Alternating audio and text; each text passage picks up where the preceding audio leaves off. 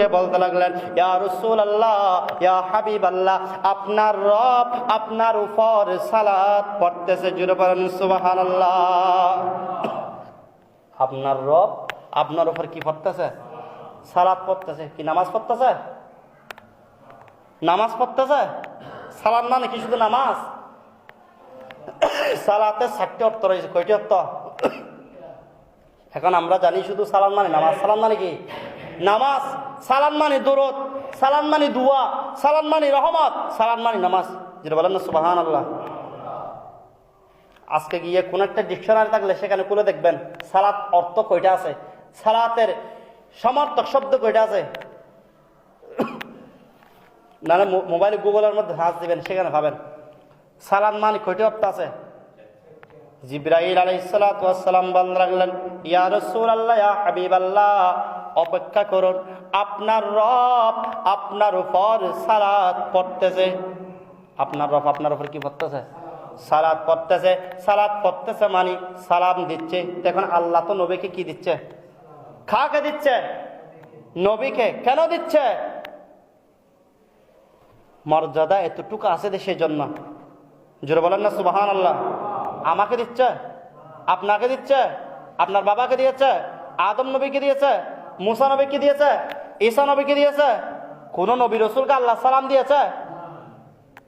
কোন নবী রসুলকে দেয় নাই, শুধু আমার নবীকে দিয়েছে। কামলিওয়ালা নবীকে, শেষ নবীকে দিয়েছেন। জোরে বলেন না সুবহানাল্লাহ।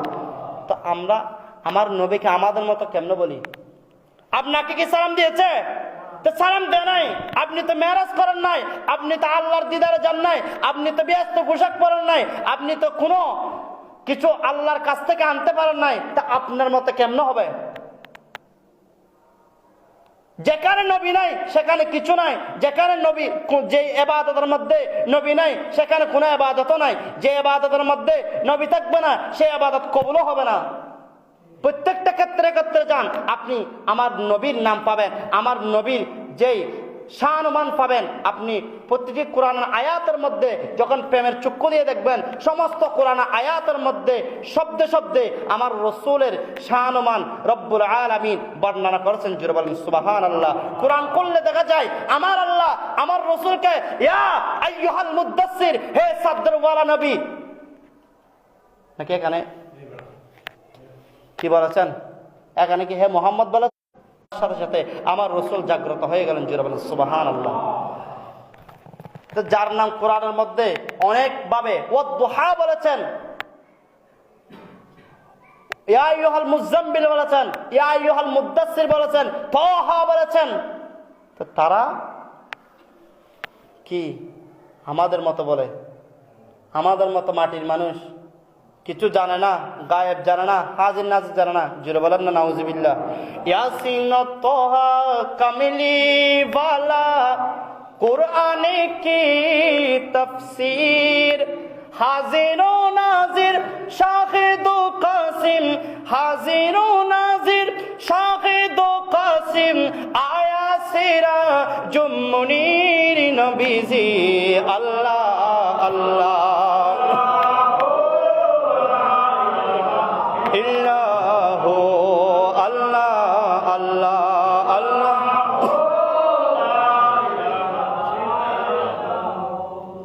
আমার নবী হাজার নাজের কিনা?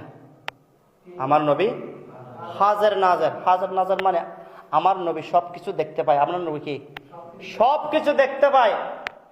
কোন উম্মতটা নবীর প্রেমের মধ্যে বিভোর হয়ে গেছে, মগ্ন হয়ে গেছে, সেটাও দেখতে পায়। তো সেজন্য আমার আল্লাহ আমার নবীকে সালাম দিয়েছেন। জিবরাইল আমিন বলতেছেন, ইয়া রাসূলুল্লাহ, ইয়া হাবিবাল্লাহ, আপনার রব আপনার উপর কি পড়তেছে? সালাত পড়তেছে। আসসালাতু ওয়াসসালামু আলাইকা ইয়া রাসূলুল্লাহ, আসসালাতু ওয়াসসালামু আলাইকা ইয়া হাবিবাল্লাহ, আসসালাতু ওয়াসসালামু আলাইকা সাইয়্যিদি ইয়া রাহমাতাল লিল আলামিন। যখন সালাম দিয়েছেন, আল্লাহ সালাম দিয়েছেন, আল্লাহ কি সালামের জবাব দেওয়া যাবে? আল্লাহ তো সালাম দিয়েছেন কাকে? নবীকে। তো নবীকে সালামের জবাব দেওয়া যাবে? আল্লাহ সালাম দিলে আল্লাহকে জবাব দেওয়া যায় না, আল্লাহকে সালাম দেওয়া যায় না। আল্লাহকে কি দেওয়া যায় না? আল্লাহকে সালাম দেওয়া যায় না, আল্লাহ সালাম দিলে সালামের জবাবও দেওয়া যায় না। এখন কি করব? তখন আল্লাহ যখন আমার নবীকে সালাম দিয়েছেন, সালাম দেওয়ার সাথে সাথে তখন সাথে সাথে আমার রসুল বলতেছেন, ইয়া রব্বি, হে আমার রব, আপনি আমাকে সালাম দিয়েছেন, আমি এই সালামের এবং ওই সালামটা আমি আমার গুনাহগার উম্মতদের দিয়ে দেব। এবং আসসালামু আলাইকা আইয়ুহান নাবিয়্যু ওয়া রাহমাতুল্লাহি ওয়া বারাকাতুহু, আসসালামু আলাইনা ওয়া আলা ইবাদিল্লাহিস সালিহিন। সুবহানাল্লাহ। আমরা পড়ি কিনা নামাজের মধ্যে? আল্লাহ নবীকে সালাম দিয়েছেন সেটাও পড়ি, আবার নবী উম্মতদেরকে সালাম দিয়েছেন সেটাও বলি, ঠিক কিনা? সালিহিন, সালিহিন কাকে বলেছেন?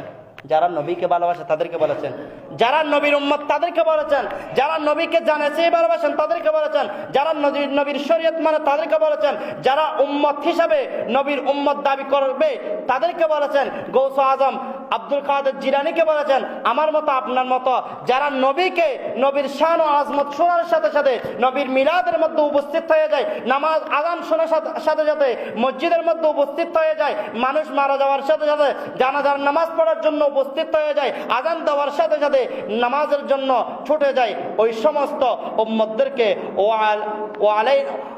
আসসালামু আলাইনা ওয়া আলা ইবাদিল্লাহিস সালিহিন বলে আমার রাসূল আমাদেরকে সালাম দিয়েছেন। জোরে বলেন সুবহানাল্লাহ।